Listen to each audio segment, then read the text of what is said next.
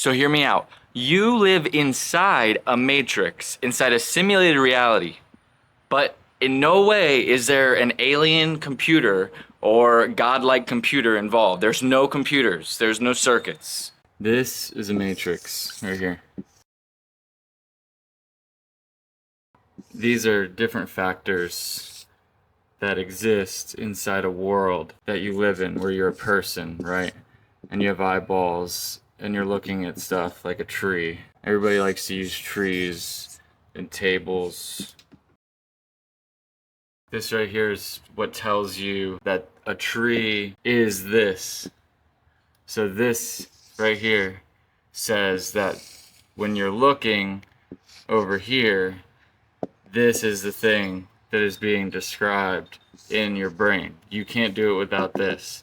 There's a layer, right? There's you, and you're actually, when you're looking out that way, what's actually happened is, photons are flying in this way. Okay, where'd the photons come from? Well, from this tree, and then there's the sun up here. Okay, the photons have to bounce off the tree, and they bounce into your eyes. So the colloquial use of simulation is us using computer graphics to display an image of something else, usually something that exists in the real world. We use computers to simulate things that we can access in the real world and things that we cannot access in the real world.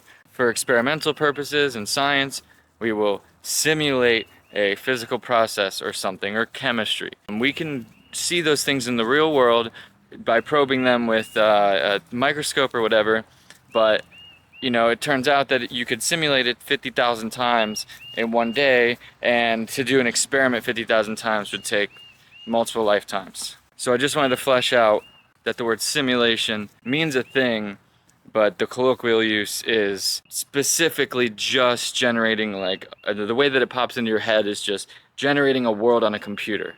And what I'm trying to say is that we are living in a simulation, and we are living within a matrix of things without a computer being involved. So analogous to the generation of a fake world on a computer is simulation that's happening in your mind, and the world is being generated for you, the self, for you, the individual, all the time. So when a photon enters your eyeball, or a bunch of photons, or when sound waves enter your ear, you have to really break it down and think, are you hearing the exact thing that a sound wave going into an ear canal and being set on the rail that is the nerve that sends the electrical pulse to your brain, right, for interpretation? Are you hearing the real? Are you hearing the sound wave itself? Do you feel photons coming into your eyes? Do you ever sit there and think about this? Sit there and think, what would it feel like to experience a bunch of photons impinging on my retinas? You don't feel that. You don't feel photons impinging on your retinas. You feel the seeing of images. So if what's real is photons and retinas are real, then why is it that you are feeling images? You're feeling something separate from the real. What do we call that when there's a separation between the real and your reality? It's a simulation. So what is between the real and the simulated reality, the simulation? What is the medium there? The photons being converted into electrical signals that go into your brain is honestly the most difficult to understand of all the examples you could give of this matrix, of this simulation. It's much easier to understand if you go up levels of complexity, right? So go out into the world that you do know. Movies and cars and conversations and people and information in the form of emotions and politics and debate and all this stuff. My favorite example, I think, is cars and how they can look fast and actually not be fast, right? Where the thing that's on the car that's supposed to add aerodynamics is actually a detriment to the car's ability to gain speed and be fast. So like a spoiler, everybody knows this, everybody has experienced this, where the car has a spoiler and you're thinking, well, that spoiler is not actually making the car faster. Interesting, right? Well, what's happening is the spoiler is simulating a fast car without creating an actually fast car. So spoiler alert, the mods might actually not make the car faster. There's this sense that the spoiler makes you think the car is going faster. By looking at it, the car looks fast. But then the really deep part of this, which I can't go into in this one video, is that then you're gonna think, well, yeah, but the spoiler's not fooling anybody. We all know that the spoiler doesn't make the car faster. So if we all know that the spoiler doesn't make the car faster, then why even put the spoiler on there for the aesthetic purpose of making it look and feel faster? So I just wanted to go through that really quick to differentiate this idea of a simulation, how it's used colloquially, meaning a computer simulation, and the simulations that we experience every day, and how the thing that tells you that the car with the spoiler is fast is the matrix. This is information. When the photons come in, bouncing, object, you. When the photons come in, right here, they're actually this, information. When your brain is receiving information, the information is being pushed through a matrix. So we have info, we have the matrix.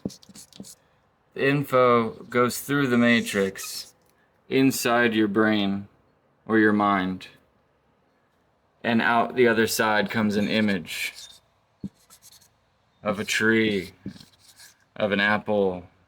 I don't know how to draw an apple.